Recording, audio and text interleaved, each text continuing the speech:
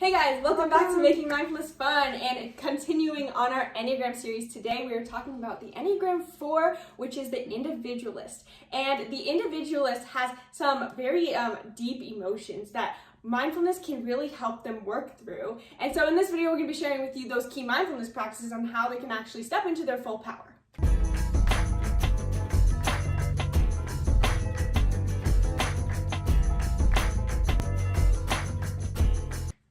So the type 4, this is a fun type to talk about. The type 4 is called the individualist. Your core desire is to be unique as a whole because, well, as a type 4, you are going to be naturally the artist, the artistic person, the creative, the very expressive individuals, and you love having aesthetics, and we love you for that. But you're also, because your core desire is to be unique, you can get a little caught up in that. And so you tend to have a lot of emotions that you're working through that can kind of overwhelm you. And especially you'll tend to be drawn towards thinking towards things you're gonna do in the future or making sure that your aesthetic is pleasing to you.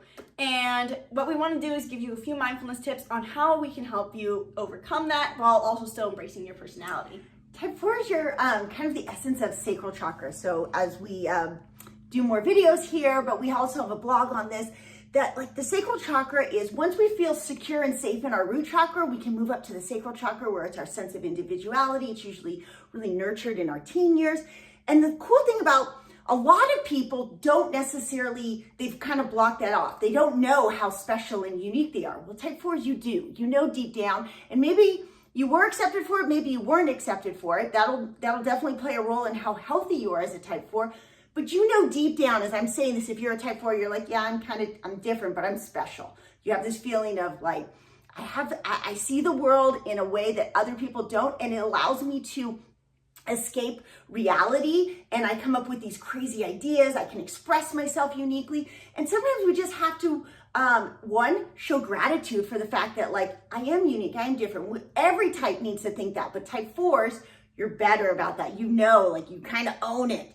And then you also at the same time have to become a little bit grounded in some form of reality if you want to be able to interact with people around you. Now you could totally be by yourself, individualist, and like just go do your own thing, beat of your own drum, but sometimes you come up with a conflict in like aligning with a significant other, aligning with a child, a parent.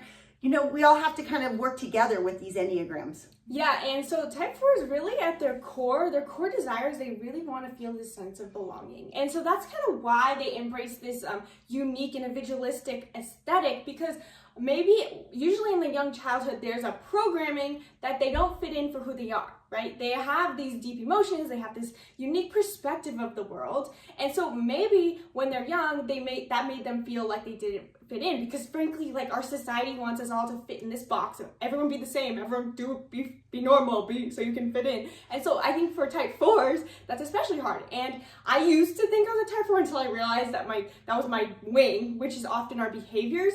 And so the belonging really has to come from, you really have to look within and realize that we're all human, we're all one, and you are special, and you don't need to create this image of yourself being special, and that you're special from the inside, which you really talked about a second ago. Yeah.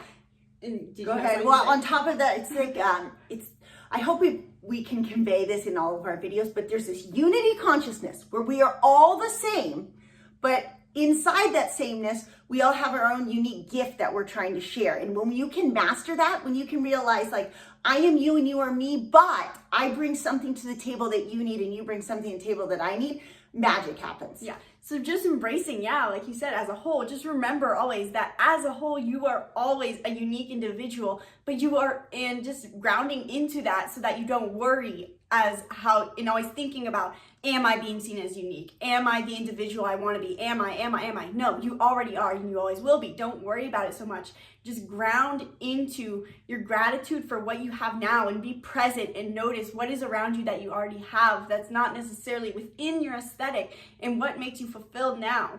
And so you could do some journaling. Journaling is a really good way for a type 4 to kind of anchor into that so you can reflect on how that feels. Yeah, it helps them get out of their head, because a lot of times that sense of individualism comes from their emotional individualism, right? They have very deep emotions, and so a lot of times that also leads to rumination on negative emotions, because negative emotions are very deep, but type 4s really need to work on flipping it into really feeling into the depths of positive emotion, and gratitude journaling is the way to do that. Yes, and then this other mindfulness practice you want to use is making sure you not only journal to get those emotions out, but also getting out of your head in general and getting daily movement, whether it's yoga or running, just something that gets your energy moving so that you can release that excess, because you're so heavily emotional. Yeah, you're in your intellectual quotient. You have to move back into your physical quotient. You can't just see unicorns all day.